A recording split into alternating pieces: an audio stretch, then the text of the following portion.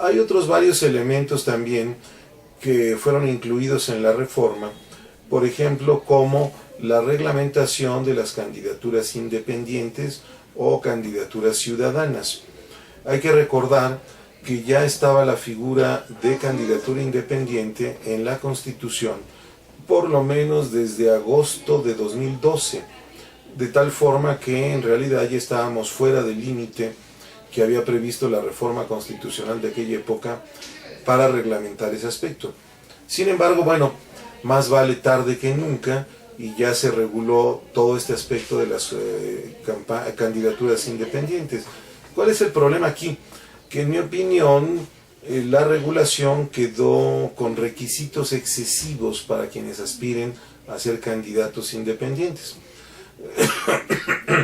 Perdón, aclaro el tema. Por ejemplo, para ser candidato independiente a la presidencia, el interesado deberá reunir el equivalente a 1% del padrón electoral de firmas de los ciudadanos, lo cual se traduce en la actualidad en poco más de 800,000 ciudadanos que apoyen al que quiere ser candidato a la presidencia. Pero además, este número de firmas debe estar distribuido en al menos 17 entidades de la República.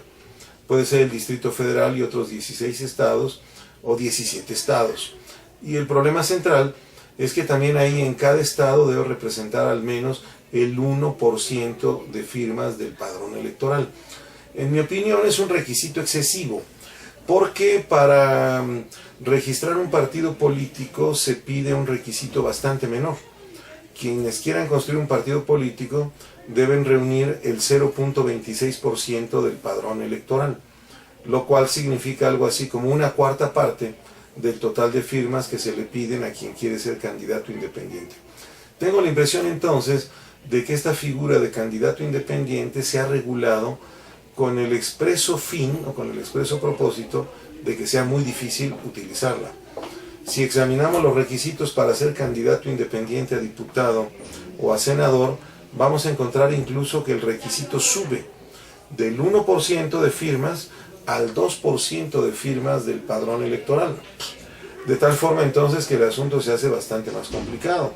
Sobre todo porque, por ejemplo, para el que quiera ser candidato independiente al Senado, se le va a pedir que esa cantidad de firmas estén distribuidas en al menos la mitad de los municipios de la entidad de que se trate.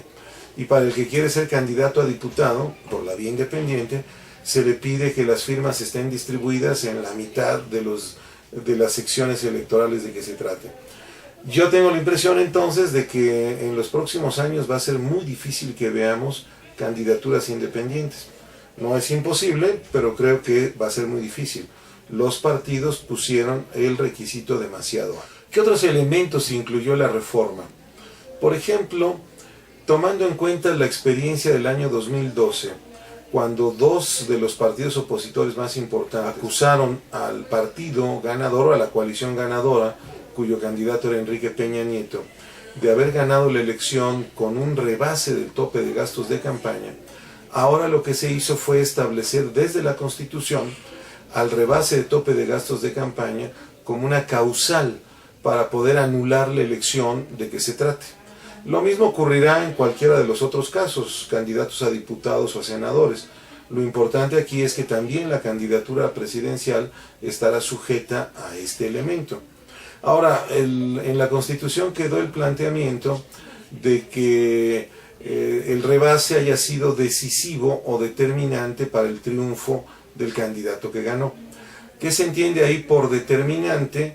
Que la diferencia entre el candidato en primer lugar y el segundo lugar sea de no más de 5 puntos, y en que el rebase de tope de gasto de campaña haya sido al menos de un 5% del tope aprobado. Habrá que ver qué tan bien funciona esto, repito, derivado directamente de la experiencia de 2012. También se añadieron algunas otras causales de nulidad, como se les llama técnicamente, que son motivos o causas suficientes para poder declarar la nulidad de una elección, para que se repita, vamos.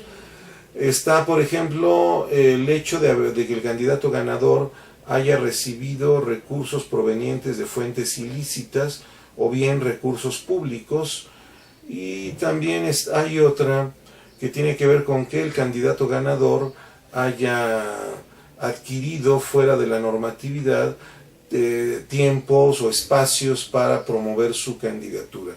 De tal forma entonces que establecen estas nuevas posibilidades para que el Tribunal Electoral pueda repetir una elección, declararla nula y que por lo tanto se tenga que repetir.